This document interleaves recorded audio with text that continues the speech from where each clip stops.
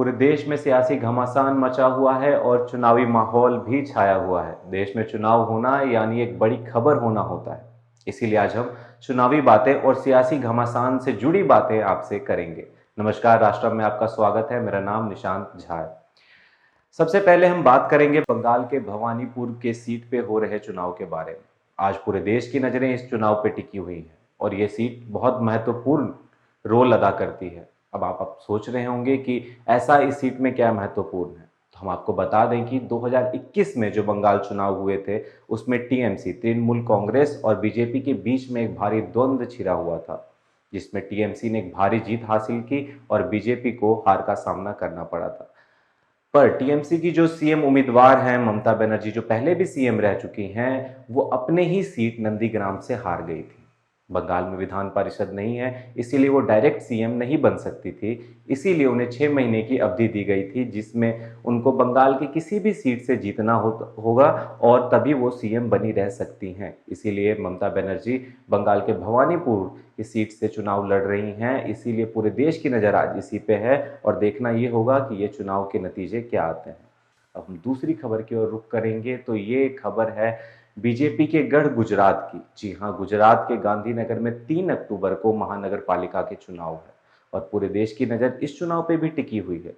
ये चुनाव तो ऐसे महानगर पालिका के चुनाव है, पर पूरे देश की नज़र इसलिए इस पे टिकी है क्योंकि यहाँ पे द्वंद्व में सिर्फ बीजेपी और कांग्रेस नहीं है, एक तीसरी पार्टी है आम आदमी पार्टी, जो कि इस चुनाव में महत्वपूर्ण रोल अदा कर रही है और पूरा देश देखना चाहता है कि इसके भी नतीजे क्या होंगे।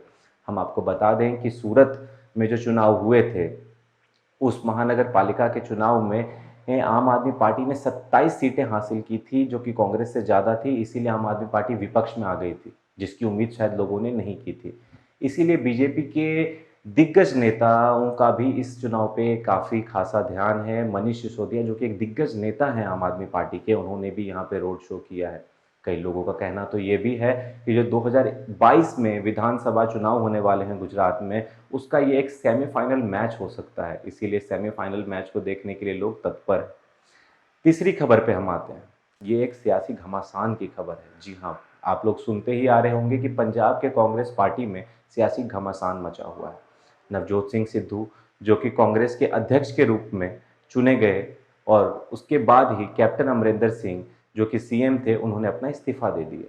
इसके बाद कांग्रेस पार्टी द्वारा चरणजीत सिंह चन्नी, जो कि एक दलित नेता हैं, उनको पार्टी ने पंजाब का सीएम नियुक्त किया और उसके कुछ दिन बाद ही नवजोत सिंह सिद्धू ने अध्यक्ष पद से इस्तीफा दे दिया। इससे दिख रहा है कि पार्टी में आंतरिक कलह है और पार्टी दिशाहीन हो रही है। इसी सियासी घमासान के बीच में कैप्टन अमरिंदर सिंह, जिन्होंने सीएम पद से इस्तीफा दे दिया था, उनका गृह मंत्री अमित शाह से मिलना लोगों के मन में सवाल उठा रहे हैं। ऐसे तो हमको बताया गया कि ये जो मुलाकात थी ये सिर्फ किसानों की समस्याओं के हल के बारे में थी, पर लोगों का ऐसा मानना है कि अकाली दल से अलग होने के बाद बीजेपी पंजाब में अपना एक चेहरा ढूंढ रही थी, जो कि शायद उन्हें अमरिंदर सिंह के रूप में मिल जाएगा। कैप्टन के रूप में ये चेहरा है या नहीं, ये तो हमें नहीं पता। पर आपको हमारी ये रिपोर्ट कैसे लगी और आप क्या समझते हैं, भवानीपुर में कौन जीतेगा और क्या होगा गुजरात के चुनावों का नतीजा, और ये जो पंजाब में सियासी घमासान मचा हुआ है, इसका कैसे अंत होगा या कैसे होगा, ये आप हमें कमेंट सेक्शन में ज़रूर लिख कर बताएं और देखते रहें राष्ट्र।